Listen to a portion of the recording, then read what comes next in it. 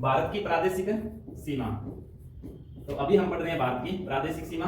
भारत की स्थलीय सीमा और जलीय सीमा हम पढ़ चुके हैं, अब है प्रादेशिक सीमा।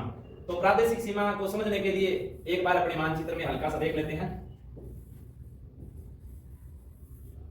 तो यहां पर हम बात करते हैं कि जो आपके सामने ये सीधी सी रेखाएं दिख रही है, वास्तव में ऐसे नहीं होती, ये कहीं आगे पीछे कटे कटे रूप में होती है। कहीं बाहर की ओर सीमा है, कहीं आंतरिक भाग में, कहीं बाहर, इस प्रकार से आगे पीछे सीमा होती है। अब इसको हमने जो प्रादेशिक सीमा, समुद्री सीमा है, जो समुद्री सीमा, इसके अध्ययन के लिए हम क्या करेंगे, पहले ये समझ लेते हैं कि ये जो आगे पीछे, इसको एक आधार रेखा से सीध कर लेते हैं। अब जब आधार रेखा से सीधी करते हैं तो इसके आंतरिक जो जलीय भाग है, इसको बोल देते हैं क्षेत्रीय सागर। क्या बोल देते हैं? क्षेत्रीय सागर। अब जो ये क्षेत्रीय सागर है, इसके साथ में जो लाइन खींची है उसका नाम है आधार रेखा। आधार रेखा। अब जितनी भी लंबाई है वो सारी की सारी इसी आधार रेखा पे होगी। अब इस आधार रेखा से अगर हम 12 नॉटिकल मील की दूरी पे जाएंगे तो जो इस आधार रेखा से 12 नॉटिकल मील की जो दूरी है, इसको बोलते हैं प्रादेशिक सीमा। प्रादेशिक सीमा। इसकी लंबाई हो जाएगी 12 नॉटिकल मील, जो लगभग 29 किलोमीटर के बराबर है। लगभग किसके बराबर है? 29 किलोमीटर के बराबर है। थोड़ा सा ये देख लेते हैं, जो नॉटिकल मील होता है, जो सामान्य मील से क्या होता है, अलग होता है। जो सामान्य मील होता है वो होता है 1.6 किलोमीटर के लगभग, और जो नॉटिकल मील होता है वो होता है 1.8 किलोमीटर के लगभग। इसी प्रकार 12 नॉटिकल में लगभग जो किलोमीटर बनेंगे वो हो जाएंगे 29। इसके बाद में इसी आधार रेखा से अगर हम 24 नॉटिकल मील, आधार रेखा से 24 नॉटिकल मील तक जाएंगे तो जो यहां से लेकर के ये सीमा है, इसको बोलते हैं संलग्न क्षेत्र। संलग्न सीमा या संलग्न क्षेत्र, यानी इसके पास में लगा हुआ भाग। अब इसमें सीमा शुल्क और जो प्रवासी शुल्क होते हैं और पर्यावरण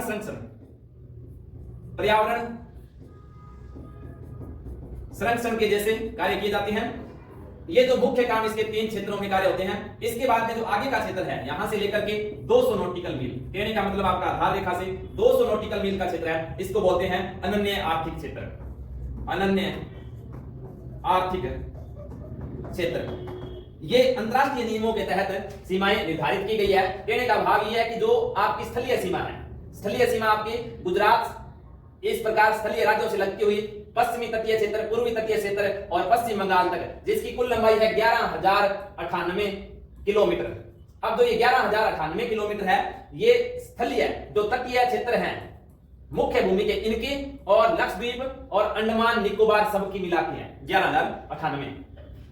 तो जो ये स्थलीय समुद्री सीमा है, समुद्री सीमा 11,098, ये तो सीमा होगी अगर हम बाउंड्री के आधार पर चले।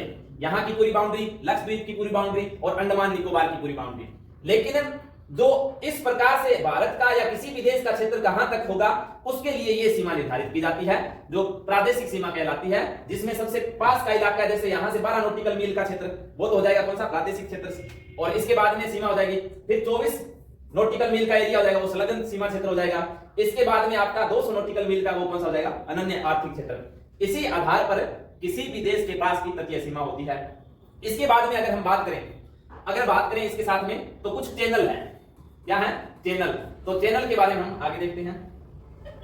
यहां पर हम एक बार हल्का सा मानचित्र बना लेते हैं और उसमें आपको जितने भी चैनल है उनको एक साथ में देख लेते हैं, आप अध्ययन की दृष्टि से ठीक रहेंगे। तो अपने को तो समुद्री सीमा के बारे में देखना है, ऊपर का नहीं बनाएंगे। और यहां पर आगे आपका श्रीलंका और अंडमान निकोबार द्वीप समूह है।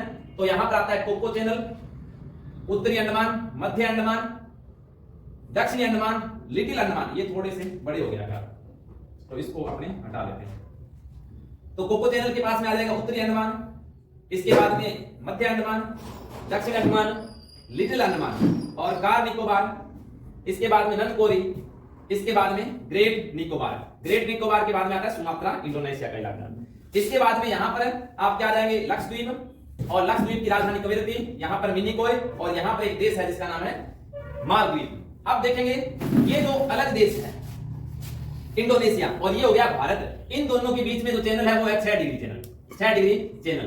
तो देखेंगे ये हो गया ग्रेट निकोबार, लिख देते हैं यहां ग्रेट निकोबार।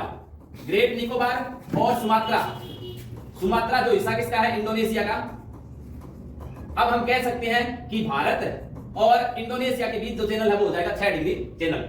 यहां पर आता है 8 डिग्री चैनल, 8 डिग्री चैनल। अब 8 डिग्री चैनल, ये जो द्वीप है इसका नाम हो जाएगा मालदीव, जो देश है मालदीव। और यहां पर भारत का हिस्सा है जिसका नाम है मिनिकॉय।